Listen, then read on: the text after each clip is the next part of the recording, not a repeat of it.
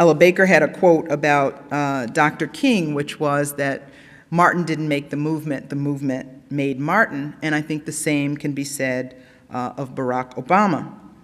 But still, the election represented a turning point. It represented the coming together across various kinds of boundaries, coalescing. It represented growing expectations. It represented ordinary people feeling empowered and feeling that they were going to be able to hold the government accountable. It's significant, too, the role of race in the mobilization, because the role of race in the mobilization, as far as I can tell in the studies that I've read, were really not people mobilizing primarily around a black candidate, but around the ideas that Barack Obama was putting forward. But the significant racial development there was the ability of large numbers of white people in 2008 to overcome at least a certain amount of racism in order to vote for a black candidate. And this is something that is important in terms of the potential for certain kinds of multiracial coalitions, because Tom Frank, another Chicagoan, wrote a book a few years ago called What's the Matter with Kansas? I don't know if people are familiar with it, but in that book he talks about why is it that white working class people often vote against their economic best interests, right?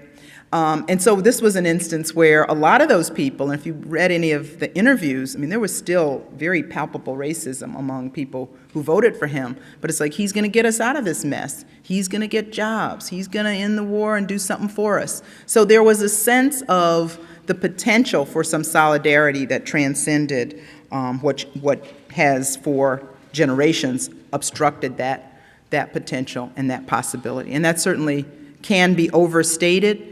But it needs to be stated, because I think that is a development in terms of going forward.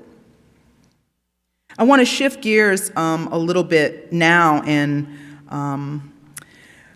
really try to give a more positive and more hopeful summary of where I see things going in terms of young activists who have been mobilizing around a whole range of issues, some of them having taken lessons from being involved in or on the periphery of the 2008 campaign, and some of whom just watched it and heard about it and learned some lessons. But let me actually also say another thing, which is not hopeful, before that, which I think needs to factor in. Another way in which our view of the 60s gets obscured is this narrative that suggests everyone was on the same page, the movement was monolithic. We've now gotten closure because the government gave in, came to understand the injustice of racism and so forth. And a lot of the cold cases that have been tried and sent, convicted people after many, many decades, in a way fit into, and I'm all for that happening, but there's a way in which those cold cases sometimes fit into that narrative of closure. That you couldn't try somebody in Mississippi in 1968, but you can do it in 1998, or you can do it in 2000, and so forth. But the real measure of progress is not necessarily trying an 80-year-old ex-Klansman, but dealing with some of the contemporary issues. And at the same time, we have events and court cases that resolve these age-old instances of racial violence and so forth. We have increased repression coming in other directions. I was in Seattle last week and got a series of emails and phone calls because, as some of you may know, it has not actually gotten wide enough coverage, but the FBI, acting on a recent Supreme Court decision that has expanded its scope in terms of investigating any kind of remote connection to anything determined to be terrorist, which reads as anything dissident and scary, went into the homes of 8 anti-war and Palestinian solidarity activists in Minneapolis and Chicago, and basically went into people's homes, stayed for 12 hours, took laptop computers and cell phones, took children's artwork off the walls, took files out of file cabinets and so forth, and left those folks with grand jury subpoenas. that's a very scary development. We read about these things on the paper, but actually at least the 3 or 4 activists in Chicago were people who were very well known to all of us who are active in a variety of progressive causes. People who are responsible, go to work every day, decent folks you would trust with your kid, right? So that is a scary development for me, that the expanded powers of the FBI are being used against dissidents and activists in this country. And again, it's very, it very much resonates of the role of entities like COINTELPRO, the counterintelligence program that really did so much damage to progressive left radical movements in this country in the 1960s. And Ernest Withers was a black photographer. Recently was revealed that he had been working for the FBI and spying on King and others. So anyway, there's progress, but there's also this repression that continues in other forms and that sometimes we're not so aware of. So I think that has to factor into how we assess the political moment that we're in. The developments in Arizona and the increasing attacks on immigrant communities is another part of that repression. So where does this leave us?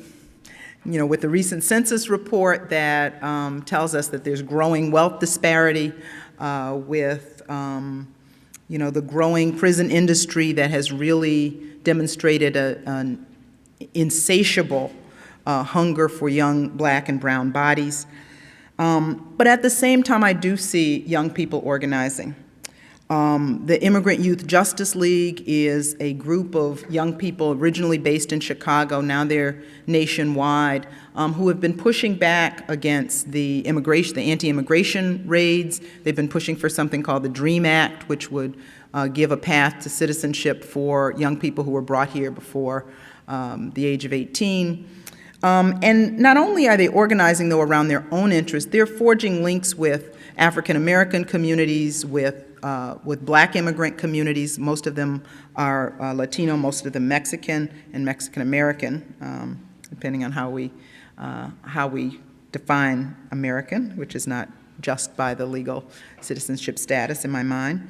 And they're also linking to the LGBT and queer movement. They embrace this slogan, undocumented and unafraid, we're coming out, very deliberately building off the language of gay rights activists, but saying we refuse to live in the shadows, we refuse to be ashamed of being undocumented. And some of them have engaged in civil disobedience. In fact, when I left to come here, a group of them were going to Washington, where they're standing trial for sitting in at McCain's office. And so that kind of courage is very inspiring to me.